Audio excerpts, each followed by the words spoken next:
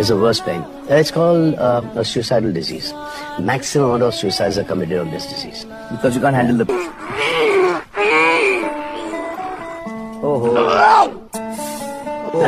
2007 की बात है कि सलमान खान अपनी फिल्म पार्टनर की शूटिंग कर रहे थे। शूटिंग करते हुए लारा दत्ता ने उनके चेहरे से बाल को हटाया।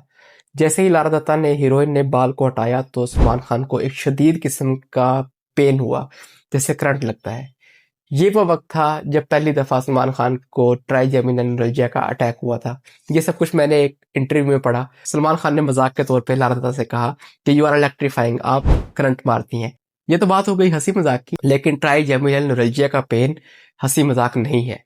ये इंतहाई शदीद किस्म का पेन है और इस डिजीज को सुसाइडल डिजीज भी कहा जाता है। जैसे सलमान खान बता रहे थे कि इसमें पेन की वजह से लोग खुदकुशी भी कर लेते हैं। ट्राइजेमिनल न्यूरल्जिया क्या है, दांतों से इसका क्या ताल्लुक है, डेंटिस्ट से इसका क्या ताल्लुक है और इसे दांतों के दर्द से कैसे अलग करना है, इसका ट्रीटमेंट क्या है। अगर ये सब कुछ आप जानना चाहते हैं तो वीडियो में एंड तक मेरे साथ रहिएगा। सबसे पहला क्वेश्चन कि ट्राइजेमिनल न्यूरल्जिया क्या है। Trigeminal neuralgia basically trigeminal nerve, एक आसाबी रग, उसके दब जाने की वजह से, उसकी कंप्रेशन की वजह से, उसकी इरिटेशन की वजह से होने वाले दर्द का नाम है। Neuralgia means pain and trigeminal means fifth cranial nerve, वो क्रेनियल नर्व जो कि आपके चेहरे के काफी हिस्से को, आपके दांतों को, आपके मसूड़ों को हसासियत फराहम करती है। ट्राइजेमिनल न्यूरल्जिया का जो पेन होता है उसमें इंसान को ऐसे फील होता है जैसे उसके दांतों में दर्द हो रहा हो, या उसके मसूड़ों में दर्द हो रहा हो, या उसके पूरे चेहरे के एक हिस्से पे दर्द हो रहा हो। तो क्योंकि एरिया मैच करता है डेंटल पेन के एरिया से, तो यहाँ बड़ी मिसकंसेप्शन होती है और अक्सर ट्राइजेमिनल न्यूरल्जिया के पेन को डेंटल पेन समझ लिया जाता है। पेशेंट डेंटिस्ट के पास चला जाता है, डेंटिस्ट को जाके रिपोर्ट करता है। एक अच्छा डेंटिस्ट जिसने इसके बारे में एजुकेशन हासिल की हो, जो क्वालिफाइड हो, अमूमी तौर पर वो इसको डायग्नोज कर लेता है और डेंटल ट्रीटमेंट नहीं करता। लेकिन जहाँ डेंटिस्ट डायग्नोज ना कर पाए, या कोई क्वैक के पास आप चले गए हैं, या अनक्वालिफाइड के पास चले गए हैं, तो वहाँ मसाइल बढ़ जाते हैं, क्योंकि वो आपका डेंटल ट्रीटमेंट स्टार्ट कर देता है। वो डेंटल ट्रीटमेंट जो स्टार्ट करता है उससे आपका पेन और बढ़ जाता है, उसकी शिद्दत और बढ़ जाती है, क्योंकि उससे जो ट्राइजेमिनल न्यूरल्जिया का पेन है वो तो कम होता नहीं है, उल्टा जो डेंटल ट्रीटमेंट का पेन, साइकोलॉजिकल टेंशन, प्रेशर, वो भी बढ़ जाती है। तो उसकी वजह से पेशेंट की जो तकलीफ है वो वर्सन हो जाती है और ख़राब हो जाती है। तो ये वो वजह है जिसकी वजह से मैं आज वीडियो लॉग बना रहा हूँ, क्योंकि ट्राइजेमिनल न्यूरल्जिया हमारी फील्ड से रिलेट करती है, डेंटिस्ट्री से रिलेट करती है। क्लिनिक पे तो अमूमी तौर पे पेशेंट कम होते हैं, महीने में कोई 1 या 2 पेशेंट होते हैं जो न्यूरल्जिया से पेन के साथ आते हैं। लेकिन हॉस्पिटल में जब हम सर्जरी डिपार्टमेंट में ड्यूटी कर रहे थे तो रूटीन में तकरीबन 1 पेशेंट, बाज़ का 2 पेशेंट्स भी हमें मिलते थे जो ट्राइजेमिनल न्यूरल्जिया के पेन के साथ आ रहे होते थे। As a dentist trigeminal neuralgia के डायग्नोसिस और मैनेजमेंट दोनों का पता होना चाहिए। तो आप कैसे मालूम कर सकते हैं कि ये जो पेन आपको हुआ है ये ट्राइजेमिनल न्यूरल्जिया का पेन है या ये पेन डेंटल पेन है। तो ये कुछ चीज़ें हैं जिससे आप खुद भी अंदाज़ा कर सकते हैं कि ये पेन कहाँ से ओरिजिन कर रहा है। जो न्यूरल्जिया का पेन होता है, ट्राइजेमिनल न्यूरल्जिया का पेन होता है, वो करंट की तरह का होता है, इलेक्ट्रिक शॉक की तरह का होता है। लेकिन डेंटल पेन इस तरह का नहीं होता, वो थ्रोबिंग पेन होता है, हिद्दत का पेन होता है, लेकिन वो करंट की तरह नहीं लगता। अच्छा, ट्राइजेमिनल न्यूरल्जिया के जो पेन है अमूमी तौर पे ये किसी ट्रिगर से स्टार्ट होता है। जैसे मैंने आपको बताया कि सलमान खान ने कहा कि उन्होंने उसके चेहरे से बाल हटाया हीरोइन ने, तो पेन स्टार्ट हुआ, जो करंट लगा।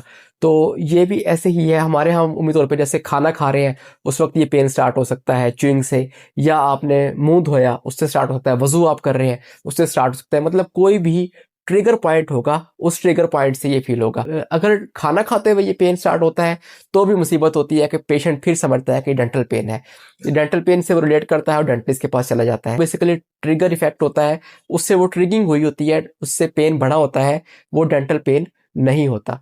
अच्छा, कुछ एक सिम्टम जो मतलब हमें प्रोफेसर साहब ने बताई थी जब हम लेक्चर में थे, वो मुझे आज तक याद है, मैंने बुक्स में ये नहीं पढ़ी। तो उन्होंने ये बताया था हमें, जो मुझे याद पड़ता है, कि डेंटल पेन अमूमी तौर पे आपको सोते से भी उठा देता है। आप सोए पड़े हो, जब डेंटल पेन होता है आप उठ के बैठ जाते हैं और मुंह पे हाथ रख लेते हैं। डेंटल पेन तो अक्सर होता ही रात को है और जब हम सोए होते तभी हो रहा होता है। लेकिन ट्राइजेमिनल न्यूरल्जिया का पेन अमूमी तौर पर सोने के बाद ख़त्म हो जाता है। जब इंसान को एक दफ़ा नींद आ जाए तो ट्राइजेमिनल न्यूरल्जिया का पेन होने के चांसेस बहुत कम है। की वजह यह है कि जब आप सो जाते हैं, आप हरकत नहीं कर रहे होते, आप आराम से लेटे होते हैं, तो ट्रिगिंग नहीं हो रही होती। जब ट्रिगिंग नहीं होगी तो पेन भी नहीं होगा। ट्राइजेमिनोलजिया एक असाबी पेन है, नर्व्स का पेन है, तो इसको जो मेन डील करेंगे वो न्यूरोफिजिशियन या न्यूरोसर्जन वो डील करते हैं। डेंटिस्ट्री के शोबे से ये रिलेट ज़रूर करता है, हमें इसके बारे में पढ़ाया भी जाता है और हम इसकी मैनेजमेंट कर भी रहे होते हैं, लेकिन इसकी प्रॉपर मैनेजमेंट क्योंकि नर्व पेन है तो न्यूरो सर्जन या न्यूरो फिजिशियन ही करेंगे। जो लोग इस पेन से गुजर रहे हैं वो यकीनी तौर पर जानना चाह रहे होंगे कि उनके पास ऑप्शंस क्या हैं जिससे ये पेन का खत्म हो सके। कुछ चीज़ें मैं आपको गाइड कर देता हूँ कि वो क्या है। सबसे पहले इसमें आती है कार्बामेज़ेपिन, ट्रैग्राल जो हमारे यहाँ टैग्राल के नाम से मिलती है। ये कार्बामेज़ेपिन की डोज हम देते हैं पेशेंट को, उसकी टैबलेट्स जो है पेशेंट को शुरू करवा देते हैं। खास डोज होती है, बाज़ औक़ात सुबह शाम, बाज़ औक़ात एक टाइम हम शुरू करवाते हैं और उससे रिस्पांस देखते हैं। अगर पेन उससे ख़त्म हो जाता है तो फिर उसी को चला के रखते हैं। ये सबसे सेफेस्ट तरीका है पेन को मैनेज करने का। इसमें कोई सर्जरी नहीं है, कोई किसी किस्म का इलाज नहीं है, तो कोई किसी किस्म का इन्वेसिव इलाज नहीं है, तो सबसे पहले तो यही किया जाता है। अच्छा, जहाँ पर ये काम ना करे वहाँ पर हमें सर्जरी की तरफ जाना पड़ता है। वो जाहिर सी बात है कि न्यूरोसर्जन करेगा और उसमें क्या करते हैं कि डिकम्प्रेशन करते हैं नर्व की। पहले ही बताया था कि ये बेसिकली नर्व की कंप्रेशन या नर्व की इरिटेशन की वजह से अमूमी तौर पर स्टार्ट होता है। तो डिकम्प्रेशन करने से सर्जिकली पेशेंट का पेन मुश्किल हल हो जाता है। बात आती है रेडियो फ्रीक्वेंसी रिजॉर्टमी। इसमें क्या होता है कि नर्व का कुछ पार्ट जो है उसे डैमेज कर दिया जाता है, उसे समझ लें ख़त्म कर दिया जाता है, तो उससे भी क्या होता है कि पेशेंट का पेन ख़त्म हो जाता है। लेकिन इसके अंदर एक इशू ये हो सकता है कि आपको नमनेस काज हो सकती है, आपकी जो हसासियत है वो ख़त्म हो सकती है। इसके बाद आती है गैमा रेडिएशन रेडियो सर्जरी। ये वो तरीका इलाज है जिसके बारे में सलमान खान बता रहे थे कि जो उन्होंने अमेरिका में जाके किया है।